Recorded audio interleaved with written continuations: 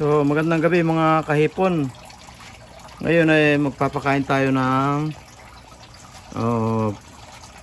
mga crayfish ko. Kasi sa gabi lang sila kumakain at active. So ito yung pakain ko. Ayan, konti lang. Then ayan siya oh, nakaabang na. Then ito naman yung iba oh, nag-aabang na rin. So naglagay ako ng puting tiles para ma-sure ko kung kakain sila. Kaso inuunahan sila ng mga nilagay kong gabi fish. So yan, lalapit naman itong mga to.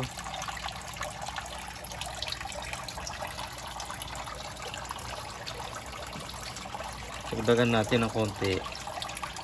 Dito na lang. Kasi sinker naman makikita nila.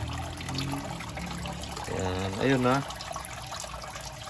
Kita lumapit na yung male na isa. Ayan, kumakain na siya. Ayan.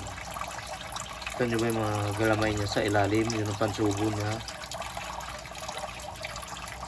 So mabibilis talaga itong mga isda eh. Ayan. Ayan, yung sa gapang ng gapang.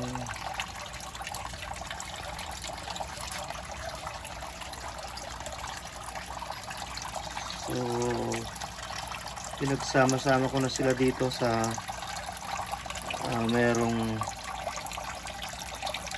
graba. Kasi dati yung tatlo tinesting ko sa aquarium, pero mga tamad sila at medyo maputla.